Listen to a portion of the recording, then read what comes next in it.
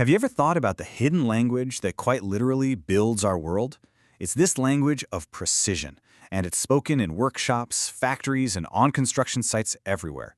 And, getting it wrong can have absolutely disastrous consequences.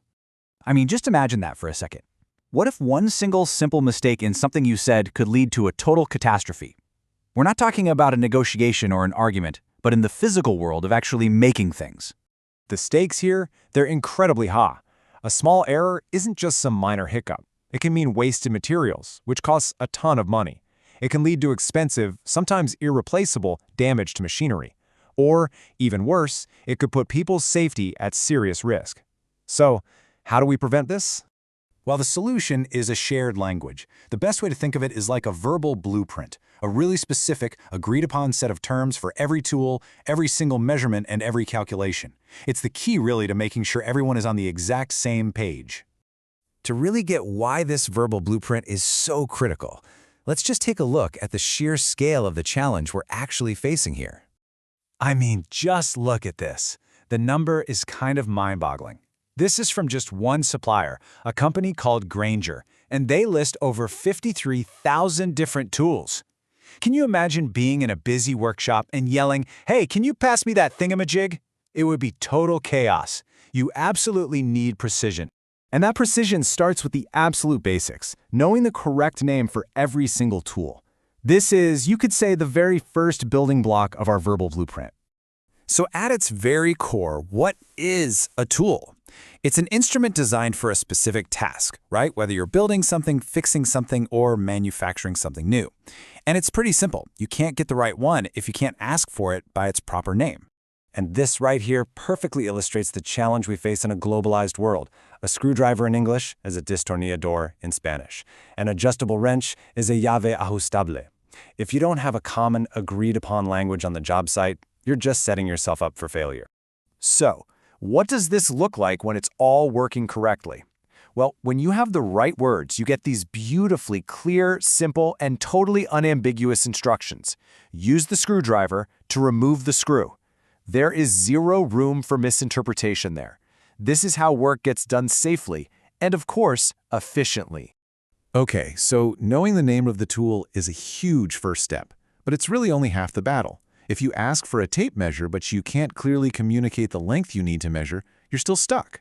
So the next layer of our blueprint is the rules of measurement.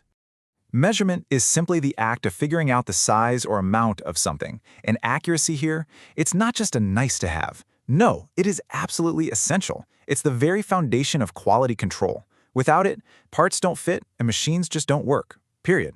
And just when you thought you had it down, this is where things can get even more complicated. The world is pretty much split between two systems, metric and imperial. Is that piece of wood 2 meters long or 2 feet long? Is the temperature 30 degrees Celsius or 30 degrees Fahrenheit? A mix-up here could be totally disastrous, so understanding both is just critical. Okay, so we've got our tools and we've got our units of measurement. Now we need to bring them to life with the third key element, the numbers themselves. Really, it all comes down to these 4 fundamental operations: addition, subtraction, multiplication, and division. A good way to think of them is like the verbs of our technical language. They're what turns static numbers into the dynamic calculations that actually bring a project to life. And here we see it in practice. This isn't some abstract math problem from a textbook. This is a real-world instruction.